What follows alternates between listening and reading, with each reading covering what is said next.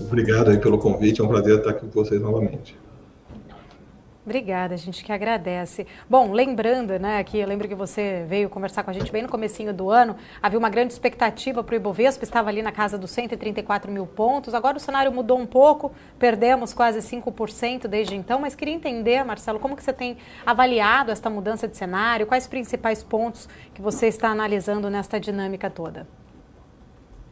Bom, o que mudou um pouco do início do ano para cá? Eu acho que um fator que tem pesado muito na Bolsa Brasileira desde o final do ano passado é os juros americanos, né? A gente viu ao longo de outubro, novembro e dezembro o juro americano de 10 anos, né, passar de 5% ao ano, caiu para baixo de 4%. Isso tem pesado muito, isso tem afetado o fluxo de estrangeiros no Brasil e, consequentemente, a gente tem visto aí uma oscilação muito forte na Bolsa. O que aconteceu aí do início do ano para cá, eu acho que a perspectiva tanto de inflação quanto de atividade nos Estados Unidos, a gente teve um pouco mais de clareza, né? A inflação dando sinais de indo numa trajetória para os níveis que o Fed tem planejado, a atividade nos Estados Unidos continua forte, e isso tem feito com que o mercado tenha projetado um início do ciclo de corte de juros nos Estados Unidos começar mais tarde, né? No início do ano, as previsões eram que os juros iam começar a ser cortados lá em maio, agora já estão falando de junho, segundo semestre, dado que a atividade está forte, a inflação está sob controle, então o Fed, se diz, ele não precisa ter pressa para começar a cortar os juros, né? Então isso mexeu um pouco com o mercado, expectativas um pouco pior, né? Juro alto é ruim para a Bolsa, então isso deu uma recuada, não só no Brasil, mas aí nos mercados como um todo. Então a Bolsa deu uma fraquejada aí nesse início de ano, mas assim, uma volatilidade bem menor do que a gente viu no final do ano passado, né? Vê que agora a gente está no processo de correção de expectativas, é um ajuste mais suave do que pode vir a acontecer, e aí perdemos um pouco, aí, como você disse, principalmente devido ao cenário externo aí entre janeiro e fevereiro. Teve uma saída forte, né, de capital estrangeiro, quase 18 bi já neste ano. Até quando você acha que essa tendência deve continuar? Porque, sendo ainda, né, o Brasil ainda está entre os emergentes mais atrativos, mas ainda assim a gente continua tendo essa dificuldade. Eu acho que tem dois fatores aí, né? O primeiro, como eu disse, os juros, né? Com a expectativa de que o juros nos Estados Unidos vai ficar mais alto, o mercado americano fica mais atrativo em relação ao brasileiro, né? A gente tem que, quando a gente olha o fluxo estrangeiro, ele vê muito diferencial de juros entre os juros dos Estados Unidos e o brasileiro, né? A gente tem o nosso Banco Central aqui cortando juros, as expectativas de juros lá um pouco mais alta, então a gente fala o que chama o diferencial de juros, né? Lá começou a ficar mais um pouco atrativo, e como você disse, a gente viu aí o segundo mês consecutivo, tanto janeiro quanto fevereiro, de saída de fluxo estrangeiro para fora. Esse é um primeiro aspecto que pesou aí nesse início do ano. E o segundo aspecto é a China, né? O grande mercado emergente. Como você, o Brasil continua atrativo, a gente continua com a trajetória de queda de juros, continua com a trajetória de inflação sob controle. A China, que é o grande competidor de capital aí no mercado emergente, a gente viu no início do ano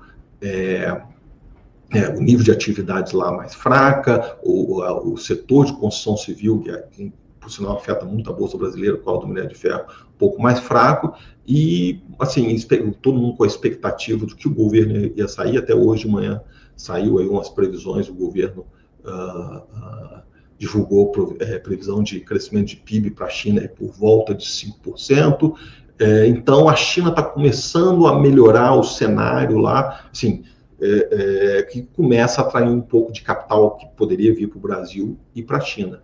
Agora, com esses números, estão esperando aí o governo chinês vir com medidas de incentivo. Isso também pode pesar um pouco para o mercado brasileiro em termos de fluxo de capital. Óbvio que algumas empresas brasileiras, principalmente os exportadores de commodities, como o Vale, por exemplo, tendem a se beneficiar com uma China mais aquecida, mas a Bolsa como um todo, né, o capital tende a ir mais para a China do que vir para o Brasil. Então, isso pode pesar um pouco aí também, se a China conseguir mostrar um crescimento mais robusto para o ano de 2024. Nantes, muito bom dia. Felipe Nascimento conversando contigo agora. Queria fazer um exercício aqui e tentar compreender a sua percepção, porque você comentou, né, algumas coisas pontuais, principalmente a dinâmica do juro lá nos Estados Unidos, que está tirando um pouco da atratividade aqui no Brasil. Por outro lado, de repente, alguns investimentos mais fortes ou, de repente, mais pesados na China poderia trazer uma perspectiva melhor aqui para a gente. Com tantas incertezas nesse cenário, a gente só vai conseguir ter uma clareza efetiva para onde iremos, se a gente pode dizer assim, quando bater o martelo em relação aos juros lá nos Estados Unidos, porque a gente discute, né? Poxa, vai ser no primeiro semestre, o segundo semestre. A expectativa é que haja mesmo esse corte, né? Então, a partir do momento que a gente tiver essa clareza maior, a gente pode experimentar essa volta, esse fluxo, essa percepção nos ativos brasileiros em relação ao investidor estrangeiro, até mesmo os próprios investidores brasileiros aqui entendendo que a Bolsa pode viver melhores momentos, porque até então a disputa, né, com a renda fixa aqui está bastante acirrada, né, tirando um pouco da atratividade, tirando um pouco dessa clareza para onde o nosso mercado vai. Como que está essa visão sua, né? Talvez a gente só consiga ter uma clareza maior das expectativas ou das projeções mais para frente. A gente vai ficar um tempinho ainda sem muita clareza do que vai acontecer? Bom dia, Felipe. Obrigado pela pergunta. Pergunta ampla, então se eu esquecer algum ponto, depois eu volto. Bom, primeiro eu estou rindo aqui porque clareza a gente nunca tem, né? A gente sempre, quando começa a ter mais definição de uma determinada variável, aparece outra incerteza. Então a gente, né, isso é parte do nosso dia a dia no mercado. Mas, como você disse, né, assim, a gente acredita, né? Parte mais volátil aí do juros americano passou, agora é ajuste fino, né? E eu gosto de dizer que a gente está, problema bom de ter, né? Quando começa o corte de juros. Acho que hoje não se discute mais se vai ter corte de juros, se vai ter aumento, o juros vai vir, se vai ser em maio, junho, um pouco mais para frente, né?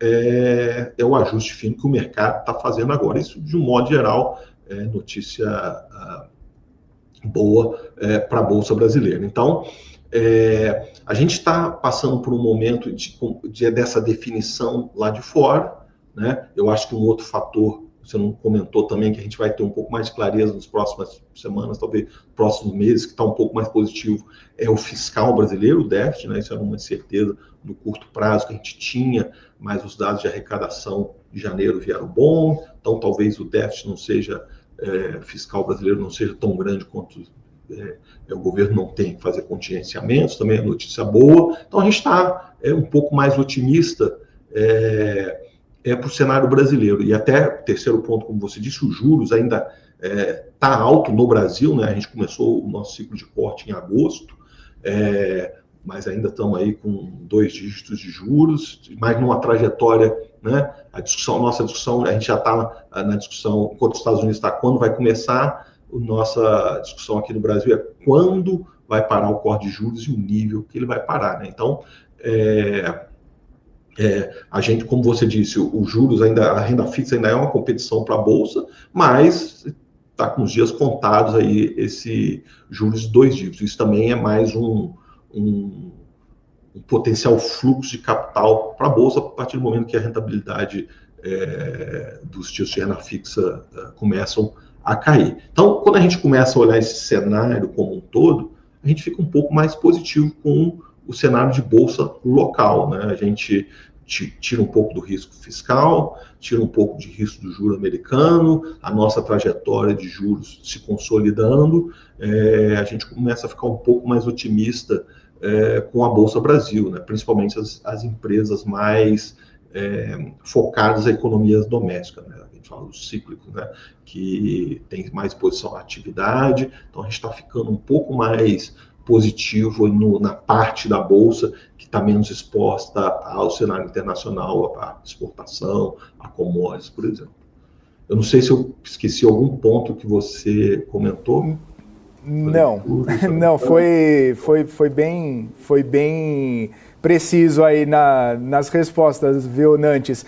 Inclusive, é nesse aspecto que você comentou, sobre essas empresas mais cíclicas, mais ligadas à atividade, eu queria entender um pouquinho da sua visão, porque recentemente a gente teve dados importantes, né, que acabaram colaborando com uma percepção que essas empresas poderiam ter uma atratividade um pouco maior. A questão do próprio o PIB, a questão da inflação, a curva de juros cedendo, até mesmo Campos Neto falando que a visão dele para o fiscal está um pouco mais otimista, né, mais benigna, com um fiscal mais comportado esse ano, as dinâmicas, enfim, lá em Brasília, parece que estão ajudando nessa composição. Eu queria entender a sua visão desses argumentos, né, para as empresas mais cíclicas, para as empresas mais ligadas ao cenário doméstico, porque quando a gente fala do fluxo, não são essas que talvez sejam as mais impactadas, né, nesse retorno do fluxo estrangeiro. Vão para blue chips, vão para empresas de commodities, né, empresas mais defensivas de repente. Eu queria entender um pouco da visão específica para essas empresas, em detrimento das empresas mais defensivas, que acabam ganhando olhares mais fortes do investidor quando volta para o Brasil. É verdade, tem uma dinâmica interessante aí. À medida que esse cenário de queda de juros no Brasil, fiscal melhora, o macro brasileiro melhora, né? Você vê um fluxo de grandes investidores vindo para o Brasil.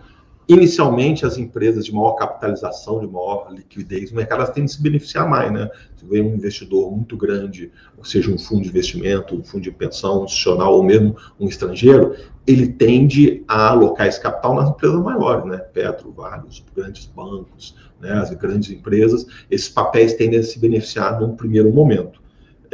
Mas a gente já está olhando aí a segunda derivada, ou o segundo movimento, que é à medida que o Brasil melhora, as empresas de exposição, ou de um pouco menores, não são as ultra large cap, mas empresas de capitalização um pouco melhor, elas tendem a se beneficiar mais do que do cenário doméstico, especificamente, mais do que uma Vale, ou mais do que uma peça das empresas de commodities, porque fundamentalmente está melhorando a economia brasileira, e essas empresas têm uma exposição maior à economia brasileira, ou seja, o lucro delas tendem a crescer mais do que um exportador de commodities. Então, o que a gente está vendo, especificamente as empresas que a gente está olhando nesse momento, são exatamente essas empresas expostas à economia doméstica. Por exemplo, hoje a gente está olhando bastante empresas do varejo, a gente está olhando shopping centers, a gente olhou um pouco as empresas de construção civil, são empresas mais expostas à economia doméstica. E essas empresas,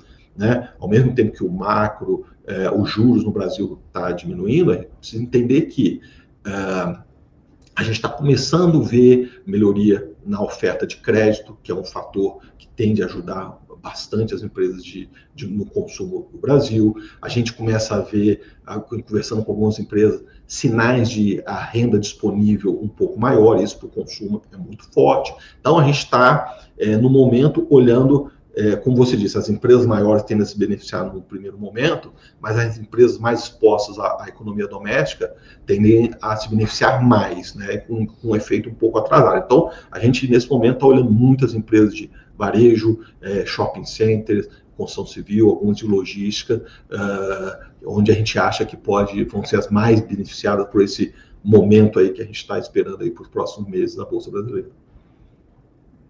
Ô Nantes, quando você fala do varejo, né, a gente comentou e vem falando de varejo há bastante tempo aqui. Tem gente que não gosta nem de ouvir a palavra, né, na gestão do portfólio ali para colocar empresas desse setor.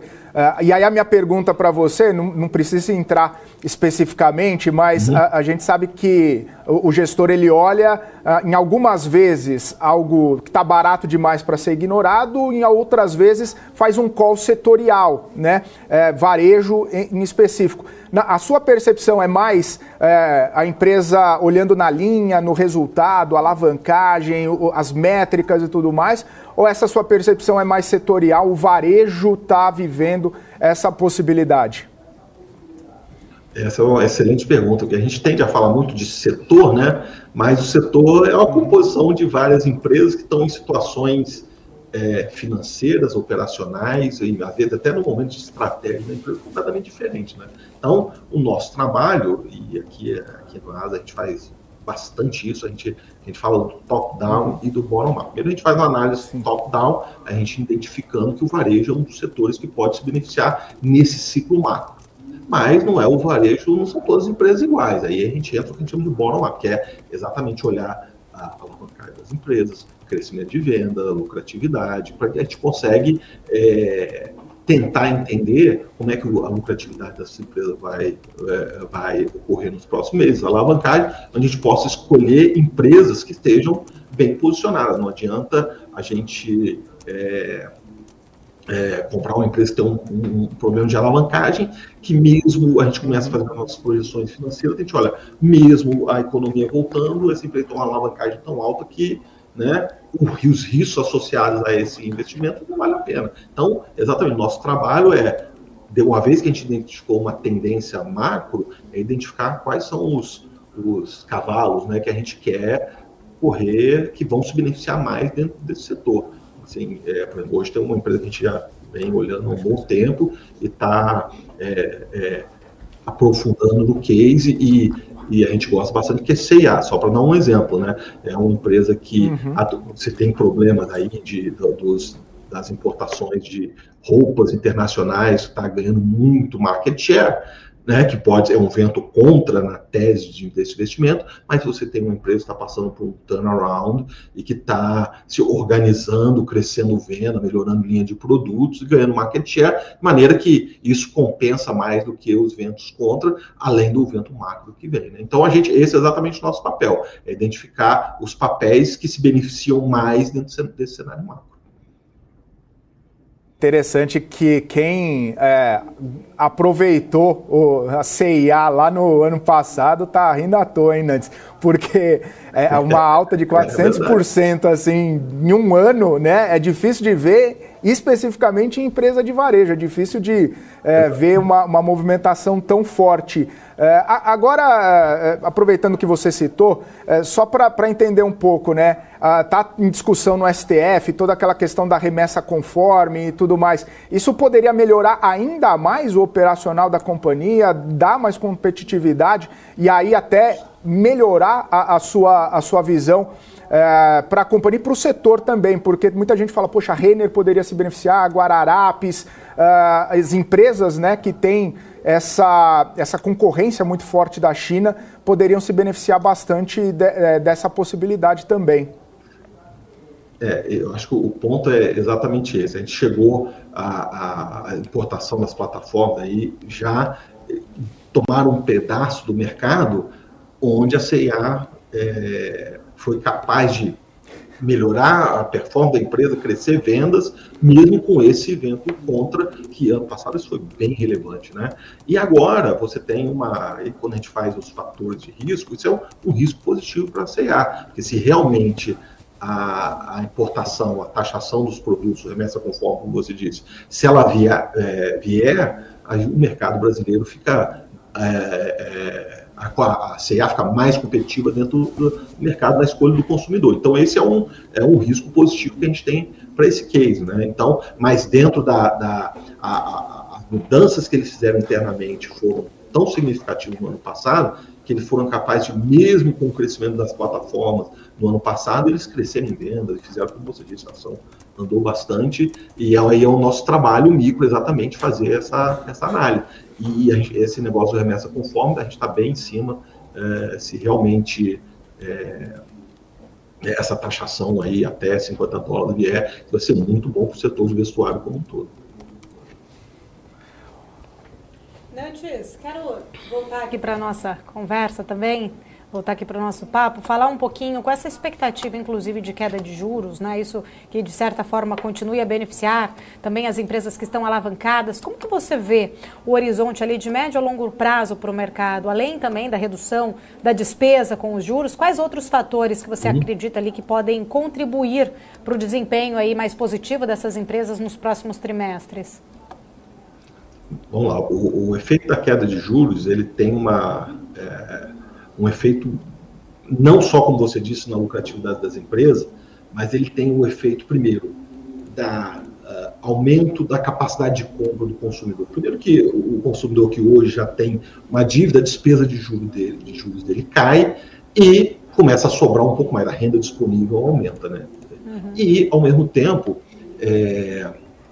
a oferta de crédito dos bancos aumenta. Então, você tem uma alavancagem na receita das empresas, de um modo geral, por isso que eu falei no início, a gente está um pouco mais interessados em empresas com mais exposição à economia doméstica, exatamente por isso, porque o poder da queda de juros na economia é muito forte. A gente começou com juros lá em agosto a ser cortado, esse efeito ainda não foi, eu diria, plenamente capturado no resultado das empresas, né? A gente já começou uma queda suave, o terceiro TRI pegou muito pouco, o quarto TRI pegou um pouquinho mais, no primeiro TRI você já começa a ver, né, na conversa com as empresas agora que já estão reportando, já começa a dar uma sinalização de como é que está a atividade, principalmente do varejo no primeiro trimestre, você já começa a ver a empresa falando, olha, a gente tem percebido que a renda disponível está aumentando,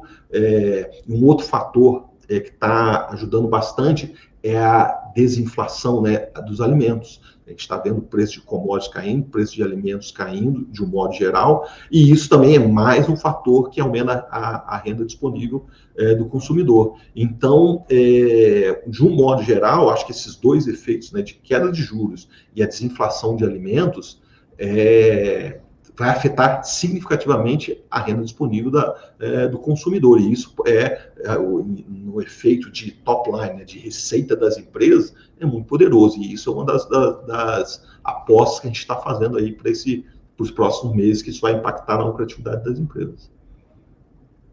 Inclusive, apesar dos cortes de juros, né, aqui na nossa Selic iniciado ali em agosto de 2023, ainda não houve um impacto aí significativo nos resultados corporativos. Na sua visão, qual que é o horizonte, Marcelo, aí de tempo, né, esperado para que esses benefícios comecem de fato a se refletir de uma maneira até mais clara nos balanços ali das empresas? Olha, a gente acha que os resultados do primeiro trimestre das empresas, né, que termina agora em março, só vão começar a ser reportados abril e maio, a gente já vai começar a notar esse efeito, tanto na despesa financeira das empresas, quanto no consumo. Então, eu acho que a gente já está pronto para começar a ver esse processo mais claro no balanço das empresas. E, de novo, é um processo. O juros começou a ser cortado em agosto, o impacto no resultado das empresas mais significativo agora no primeiro trimestre. A gente ainda não parou com o corte de juros, então esse efeito deve começar a ficar mais claro agora no primeiro trimestre, e a gente acha que isso vai se estender ao longo de 2024. Agora tem um detalhe, né? O mercado se antecipa a isso, então nós não estamos falando aqui de nenhuma informação que não é pública e é mensurável, né? A gente consegue fazer as estimativas. A gente acha que o mercado tende a se antecipar a esse movimento. Então, por isso que a gente está ficando mais otimista aí com as empresas mais expostas à economia doméstica. Alô, quero agradecer. Muito obrigada pelo seu tempo, por estar aqui com a gente. Volte mais vezes. Obrigado a vocês. Boa tarde a todos. Até mais. Marcelo Nantes, gestor de renda variável da ASA Investments, trazendo aí visões importantes para a gente.